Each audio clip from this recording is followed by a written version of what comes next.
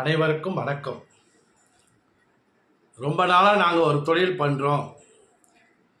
தொழில் இப்போ சரியாக இல்லை, வியாபாரம் இல்லை, ரொம்ப கஷ்டமாக இருக்குது, ரொம்ப கடன் பிரச்சனையாக இருக்குது, ரொம்ப பண பிரச்சனையாக இருக்குது அப்படின்னு சொல்கிறவங்களுக்கு தான் இந்த பதிவு. வருகின்ற வெள்ளிக்கிழமை ஆடி மாதம் வருகின்ற வரலட்சுமி நோன்பு அன்னைக்கு, ஏன்னா ஆடி மாதம் கடைசியாக நோன்பு வருது. இதை பற்றி நிறையா வீடியோ பதிவிட்டுருக்கு.